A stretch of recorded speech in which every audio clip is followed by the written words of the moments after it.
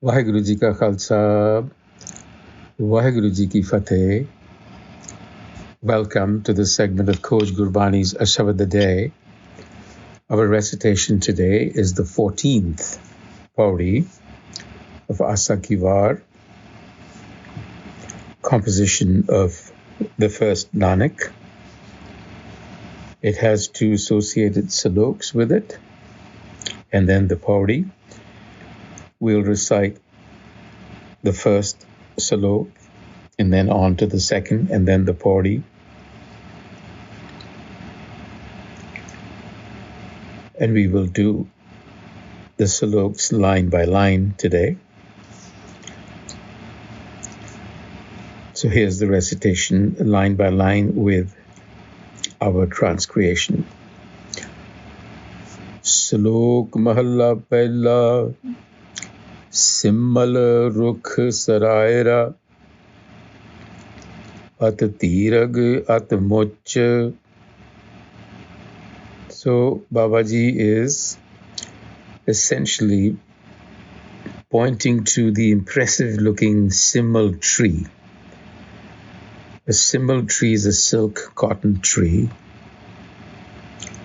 Very impressive to look at.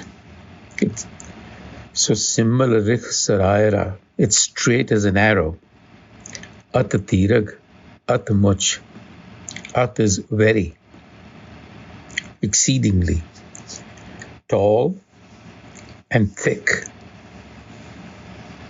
However, it's very attractive on the outside, but oye je aave aas kar jahe nirase kit.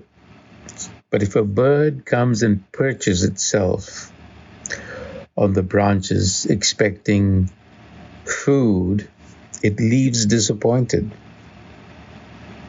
But why? Kit, the Guru says, jahe nirase kit. Why? Why does it leave disappointed? Because phal phikke, its fruit is tasteless. Phul bak bake, its flowers are without fragrance.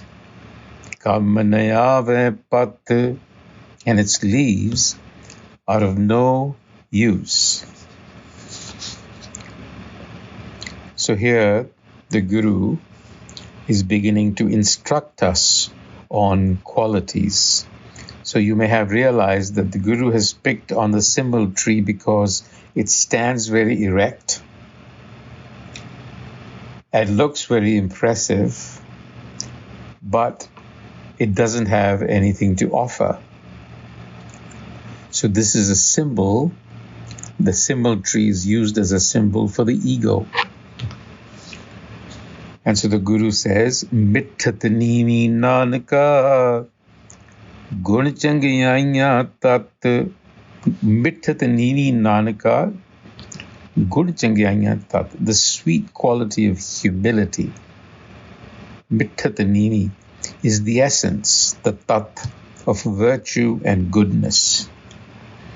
So sweetness signifies a heart that is filled with compassion, with forgiveness, is altruistic, empathetic. So the message for us is that humility or ego loss is the foundation of any kind of spiritual development.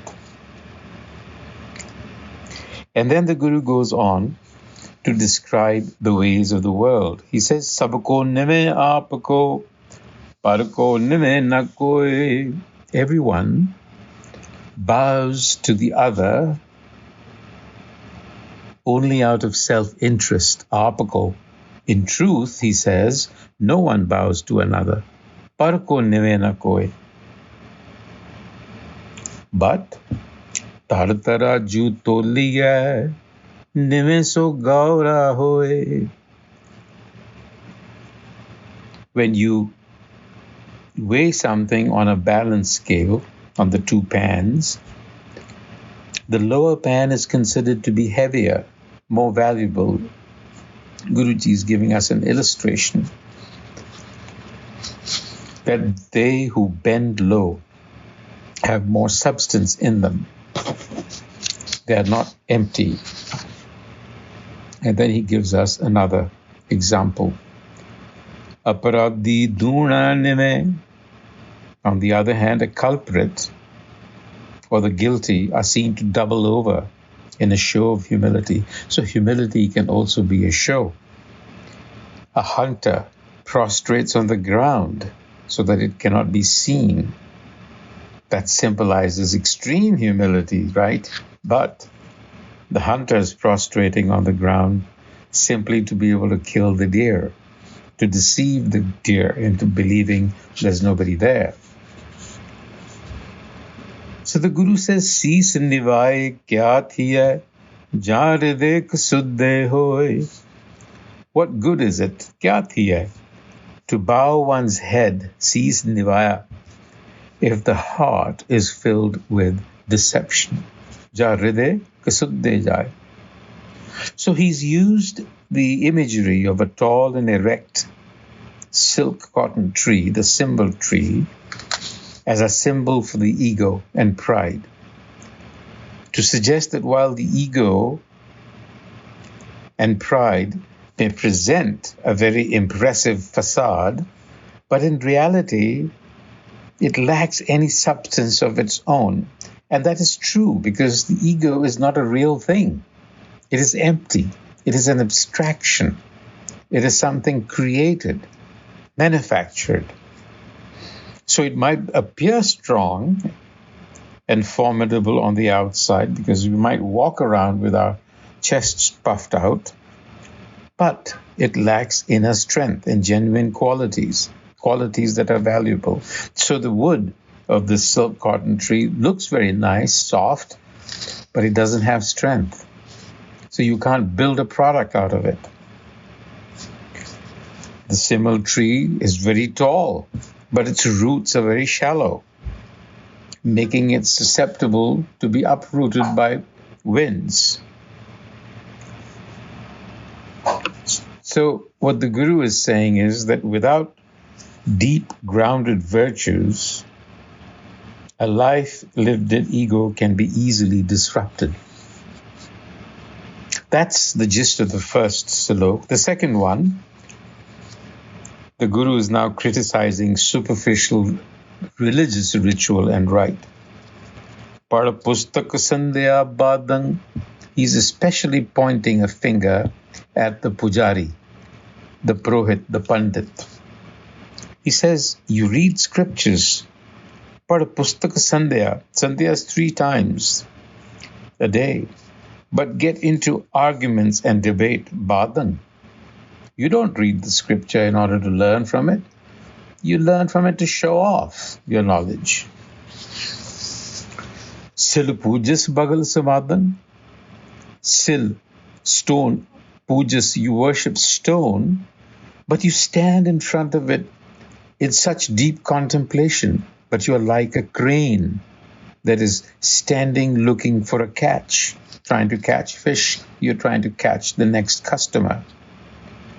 Mukh jhoot bibu khanasarang. You speak falsehoods and lies so well that they appear like ornamental language. What he's saying is that you can couch falsehoods in attractive philosophies. Trapal tehal bicharang. Trapal, the 3-verse Gayatri mantra. Tehal, 3 times a day. Bicharang, discourse.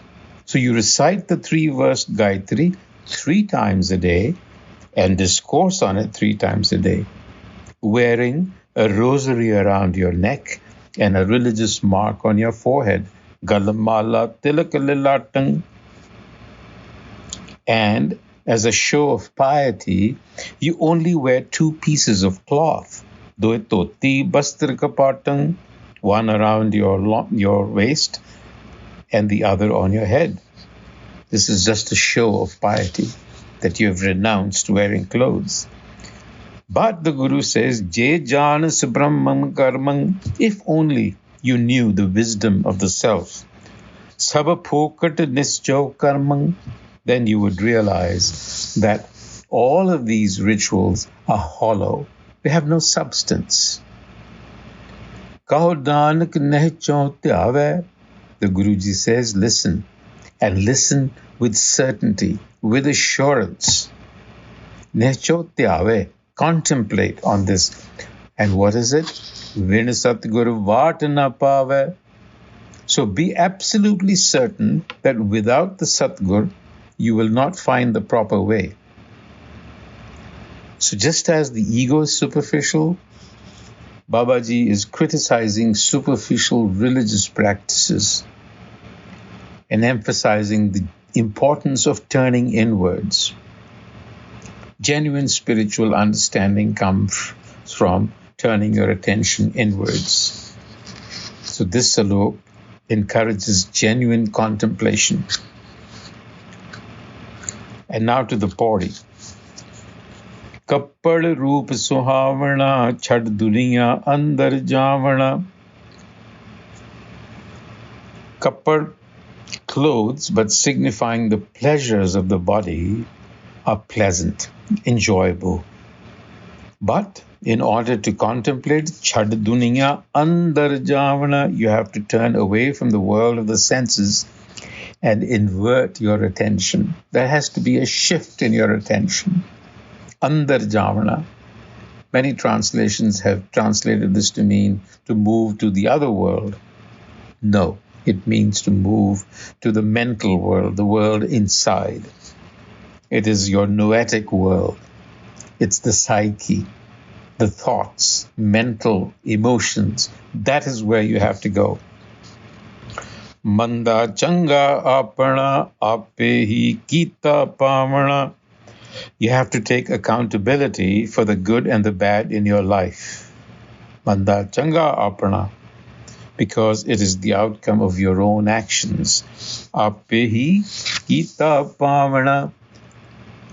Hukam kiye man pavande. You're following the dictates of your ego. Apne hukam. Hukam kiye man pavande. What gives you pleasure? Rahe pide agge javana. Well, if you do that, the Guru says, the way forward is going to be very narrow. Narrow meaning small, meaning difficult, meaning your choices are going to be very limited if you continue to follow the impulse of your ego. Nanga do jag chalya ta dise khara daravana. Nanga. Nanga means by yourself. You have no adornment over you. Naked meaning alone, yourself. Nanga dojag chalya. Dojag is hell. Chalya. You will walk into the hell of your own actions because your actions will have created a hell for you and you will have to face that hell alone. Nanga. Ta dise, and then you will see khara. Khara meaning pure. You will see reality. Dravana, which is frightening. You will see how frightening self-deception is. Karayau ganapacho tavana. And then you will realize that without wisdom, there's nothing but regret. Vaheguru Ji ka Khalsa, Vaheguru Ji ki Fateh.